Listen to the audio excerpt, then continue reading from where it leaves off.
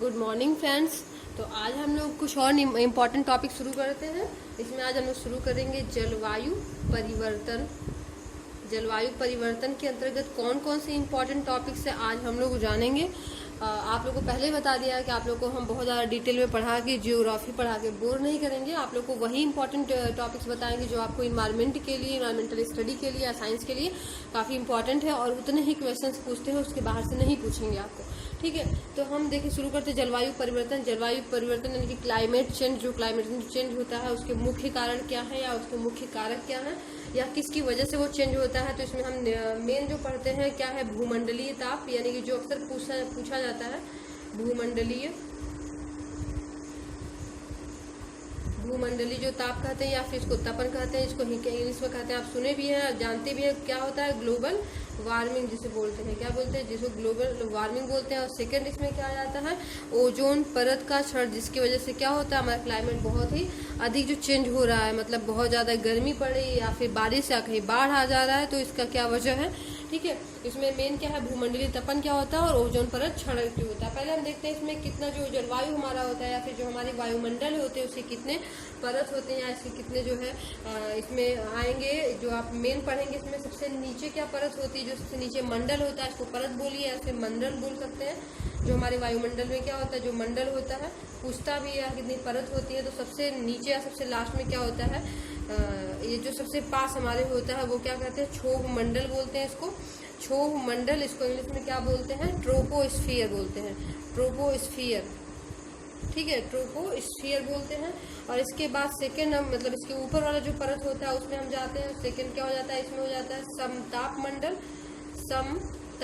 समताप मंडल इसको बोलेंगे। ठीक है, इसको इंग्लिश में क्या बोलेंगे, स्ट्रेटोस्फियर बोलेंगे, स्ट्रेटोस्फियर। ठीक है, इसके ऊपर हम आते हैं, इसके अगले परत की बारे में बात करते हैं, इसको बोलते हैं मीजोस्फियर बोलते हैं, मीजोस्फियर। या फिर इसको बोलते हैं, हिंदी में बोलते हैं तो मध्य मंडल बोलते हैं। ठीक है, मध्य मंडल, मीजोस्फियर मध्य मंडल। फिर उसके अगले ऊपर मंडल में आते हैं तो उसको हम क्या बोलेंगे, इसको बोलते हैं थर्मोस्फियर, थर्मोस्फियर। या इसको एक और चीज बोलते हैं, आइनोस्फियर भी बोलते हैं इसको क्या बोलते हैं, आइनोस्फियर भी बोलते हैं। तो दोनों आप याद कर लीजिएगा, आइनोस्फीयर अथवा थर्मोस्फीयर बोलते हैं। और इसको हिंदी में क्या बोलेंगे तब, ताप मंडल बोलते हैं, ताप मंडल या फिर आयन मंडल भी बोलते हैं।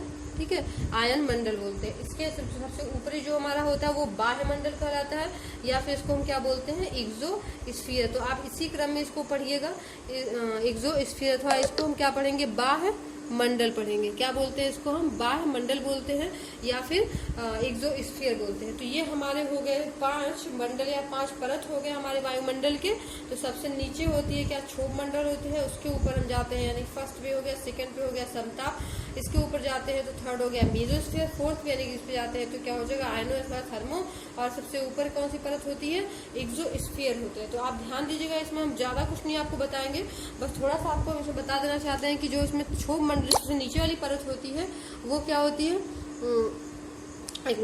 तो हम बात करते हैं इसमें इन दो मंडलों के बारे में। तो पहले तो जो है क्षोभ मंडल जो होता है, इसको ये जो है जो हम बात किए ना भूमंडलीय तपन की बात करते हैं, तो ये जो क्षोभ मंडल होता है वो यहीं पे होता है, मतलब क्षोभ मंडल में ही जो तपन होता है, भूमंडलीय तपन की बात करते हैं। अगर पूछता है तो ग्लोबल वार्मिंग जो है किस मंडल के अंतर्गत होता है, किस मंडल में आएगा, तो किस में आ जाएगा, क्षोभ मंडल में आ जाएगा। और वहीं हाँ, यदि ये पूछता है किन के बीच में, अगर दोनों बीच की बात करता है तो समताप मंडल और क्षोभ मंडल के बीच में आएगा। ठीक है, उसके बाद हम बात करते हैं ओजोन परत क्षरण की। मैंने कहा ना, ओजोन परत क्षरण भी एक इसका एक वजह है। तो इसमें जो समताप मंडल होता है, ठीक है, समताप मंडल के बाद आता है ओजोन परत मंडल, यानी कि मतलब यहाँ पे आएगा, क्या हो जाएगा, ओजोन परत मंडल आ जाएगा। ठीक है, यानी कि यहाँ पे इसको क्या कहेंगे, हम ये कहेंगे यहाँ पे ओजोन परत क्षरण। ये जो कहाँ पे होता है, ये जो समताप मंडल के ऊपर वाले परत पे होता है। यानी कि ये जो नीचे से, यानी जो 0 किलोमीटर होता है, 0 किलोमीटर से क्या होता है, 15 किलोमीटर तक लगभग क्या होता है, वो हमारा क्षोभ मंडल होता है। लेकिन 15 किलोमीटर से फिर ऊपर के जो हो जाएंगे, कहाँ तक जाएगा, ये लगभग जाएगा 50 किलोमीटर तक हो जाएगा क्या, हमारा समताप मंडल। तो जो 50 किलोमीटर तक, यानी कि 15 से 50 किलोमीटर के बीच में होता है, ये जो हमारा 15 से 50 किलोमीटर के बीच में हुआ समताप मंडल, इसी के बीच में लगभग जो 30 किलोमीटर होता है, 30 किलोमीटर पे वो क्या हो जाएगा, वो हो जाएगा हमारा क्या, यहाँ पे ओजोन परत क्षरण हो जाएगा।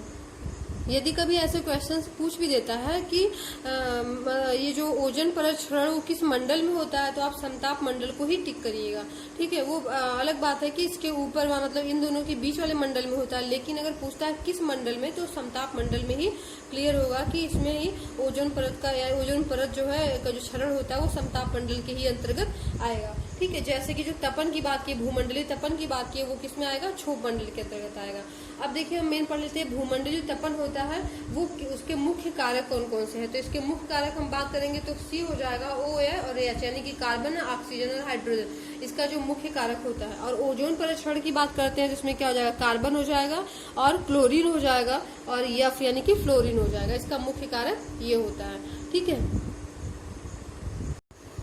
तो हम इसमें अगला में जान लेते हैं जो कुछ इसमें इम्पोर्टेंट है, इसको एल नीनो, ठीक है, एल नीनो, और एक और दूसरा इम्पोर्टेंट है इसमें ला नीना, ठीक है। ये दोनों को जान लेते हैं, जलवायु परिवर्तन के अंतर्गत आएंगे, आपके बहुत ही इंपॉर्टेंट टॉपिक है और काफ़ी कई बार पूछ भी चुका है। और ये जलवायु यानी कि इन्वायरमेंटल चेंज के लिए या फिर ये कहिए कि आपके जो इन्वायरमेंटल स्टडी है इसके लिए बहुत इंपॉर्टेंट है। तो एल नीनो है, ये देखिए एल नीनो क्या होता है, इसके बारे में पहले जानते हैं। यह जो है एक क्या होती है, गर्म समुद्री तरंग होती है।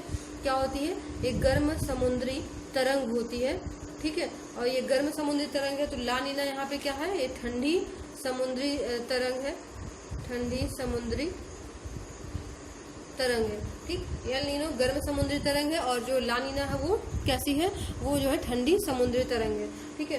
तो यहाँ पे ये जो है जो गर्म समुद्री तरंग होती है ये कहाँ पे पाई जाती है, यह जो है प्रशांत महासागर में, ठीक। यह कहाँ पाई जाती है, प्रशांत महासागर में। प्रशांत महासागर में आप याद कर लीजिएगा, ये कहिए कि दोनों ही प्रशांत महासागर में पाई जाती है। और प्रशांत महासागर में कहाँ पाई जाती है, पेरू तट पर। और ये पेरू तट कहाँ है, ये दक्षिण अमेरिका में है। तो एक साथ आप कई चीजें जान लीजिए, क्योंकि कहीं भी पूछ सकता है, कुछ भी इसमें से पूछ सकता है, कोई ऑप्शन दे सकता है। हो सकता है पेरू तट पूछ ले, हो सकता है दक्षिण अमेरिका केवल दिया है, ये दोनों न दिया रहे, या हो सकता है प्रशांत महासागर। महासागर अगर पूछता है तो आप प्रशांत महासागर बताइए उसमें, ठीक है। ये जो है एल नीना और ला नीना कहाँ पे हो, प्रशांत महासागर के पेरू तट पे, दक्षिण अमेरिका के। और पेरू तट कहाँ, दक्षिण अमेरिका में है। और एक ऐसी गर्म समुद्री तरंग है और एक ऐसी है ठंडी समुद्री तरंग है। ये क्लियर हुआ। अब देखिए हम भारत की बात करते हैं, तो वैसे भारत में तो ये अभी तक आया नहीं है, लेकिन भारत की अगर बात करते हैं, भारत में अगर ऐसा कुछ इसकी स्थिति बनती है तो क्या होता है। देखिए अगर जो एल नीना है वो क्या होता है, जो भारत में मानसूनी वर्षा होती है, मानसूनी वर्षा आप नाम सुने हैं, मानसूनी वर्षा जो मानसून के द्वारा मतलब आती है, तो इसमें बारिश हो भी रही है तो मानसूनी वर्षा ही है। तो ये जो मानसूनी वर्षा होती है जब जो है अधिक होने लगती है, क्या होने लगती है, मतलब बहुत ही ज्यादा होने लगती है, बहुत ही अधिक होने लगती है जो मानसूनी वर्षा होती है। और इतनी अधिक होती है कि किस स्थिति कैसे बन जाती है, बाढ़ की स्थिति बन जाती है। तो ये क्या होती है, ला नीना होती है। क्या होती है, मतलब जब बारिश अधिक होती है, मानसूनी वर्षा जो होती है वो कैसी होती है, बहुत अधिक होती है कि बाढ़ की स्थिति बन जाती है, तो क्या होती है, ला नीना। ये कहाँ पे, भारत की हम बात कर रहे हैं, भारत में अगर ऐसा कुछ होता है तो ला नीना की स्थिति होती है। लेकिन एल नीनो की बात करते हैं तो जो मानसूनी वर्षा होती है जब कम होने लगी, कम मतलब बहुत ज्यादा कम, इतना कम होए कि कैसी स्थिति हो जाए, सूखे की स्थिति हो जाए, मतलब सूखा पड़ने की स्थिति हो जाए, लोग त्राही करने लगे, फसलें सूखने लगे, हर तरफ मतलब सूखे की स्थिति हो जाए, तो वो जो क्या होती है वो एल नीना होती है, एल नीनो कहलाती है। तो इतना सारा क्लियर हो गया कि एल नीनो क्या है, यानी जब जो है कम होती है मानसूनी वर्षा या फिर जब अधिक होती है तो ला नीना हो जाती है। ये क्लियर हुआ। ये अभी जो है पहली बार मतलब या फिर जब पहली बार आया था दक्षिण अमेरिका में, कब आया था, वो 1983 में आया था। कब आया था, 1983 में आया था, वही पेरू तट पे आया था पहली बार, ठीक है। तो इतनी बातें क्लियर हो गई। अब हम बात करते हैं अगला सम्मेलन की बात करते हैं। इससे संबंधित जो सम्मेलन होते हैं उनको क्या कहते हैं, क्योंकि आप जानते हैं जो जलवायु परिवर्तन हो रहा है तो उसके लिए सम्मेलन होना भी इम्पोर्टेंट है। यदि सम्मेलन नहीं होगा तो फिर लोग जानेंगे कैसे कि हमारे जलवायु परिवर्तन के लिए कैसे रोकथाम क्या किया जाए, कैसे कहाँ पे हमें चेंजेस लाने चाहिए, हमें अपने अंदर या फिर अपने देश में क्या सुधार लाने चाहिए, क्या परिवर्तन करने चाहिए, ठीक है। तो जो जलवायु परिवर्तन से जो सम्मेलन होता है उसको हम क्या कहते हैं, उसको हम कहते हैं UNFCCC कहते हैं। क्या कहते हैं, जलवायु परिवर्तन से जो सम्मेलन होता है संबंधित, उसको UNFCCC कहते हैं। इसका फुल फॉर्म क्या होता है, यूनाइटेड, इसका फुल फॉर्म क्या होता है, United nation United nation framework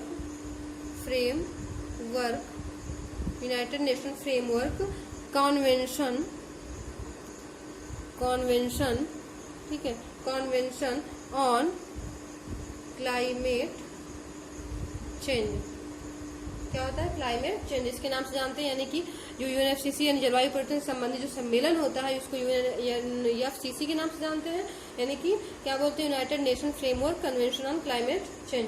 देखिए ये तो हो गया, इसका फुल फॉर्म हो गया, या इसके नाम से इसको संबोधित कर जानते हैं। लेकिन जो सम्मेलन हुआ, पहली बार हुआ, उसको हम क्या बोलते हैं? COP1, यानी जो फर्स्ट बार पहली बार हुआ उसको 1, फिर इसके बाद जो होता है 2, 3, 4, 5 ऐसे, लेकिन उसको कॉप मतलब कॉप से ही इंडिकेट करते हैं। अब कॉप का फुल फॉर्म क्या होता है वो भी जान लीजिए। इसका फुल फॉर्म होता है कॉन्वेंशन अथवा कॉन्फ्रेंस बोलते हैं। क्या बोलते हैं? कॉन्फ्रेंस, कॉन्वेंशन अथवा कॉन्फ्रेंस बोलते हैं ऑफ पार्टीज। पार्टीज मतलब यहाँ पे क्या होता है? पार्टीज का मतलब यहाँ से हो जाता है कंट्री से, यानी कि देश से, मतलब जो भी देश इसमें होते हैं तो उनसे संबंधित होते हैं, यानी कि यहाँ पे क्या हो जाएगा? कॉन्वेंशन अथवा कॉन्फ्रेंस ऑफ पार्टीज, यानी कि देश का जो होता है। ठीक है, तो COP1 जो पहली बार हुआ था वो कब हुआ था? 1995 यानी 1995 में हुआ था। और कहाँ पे हुआ था? बर्लिन में हुआ था। बर्लिन कहाँ पे है? जर्मनी में है। तो इतनी सारी बातें आपको क्लियर हो गई कि बर्लिन कहाँ पे है? जर्मनी में है। पहला जो सम्मेलन हुआ था वो कहाँ हुआ था? जर्मनी में हुआ था। इसको जानते हैं कन्वेंशन का कॉन्फ्रेंस ऑफ पार्टीज और देश के नाम से जानते हैं। तो आपको ये सारी बातें क्लियर हो गई। इससे अधिक भी जो हमेशा जलवायु परिवर्तन संबंधित सम्मेलन होते रहते हैं, आप उसको करंट अफेयर में पढ़ना है तो आप करंट अफेयर में इसको पढ़ते रहा करिए, क्योंकि बहुत इंपॉर्टेंट है।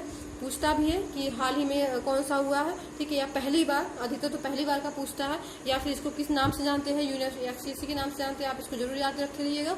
इसके साथ ही आप अच्छे से पढ़ाई करिए, खुश रहिए, मुस्कुराते रहिए। हम अगली वीडियो में कुछ टॉपिक लेके आएंगे, कुछ और ऐसे ही इंटरेस्टिंग टॉपिक लेके आएंगे। ठीक है, तब तक आप पढ़ाई करिए।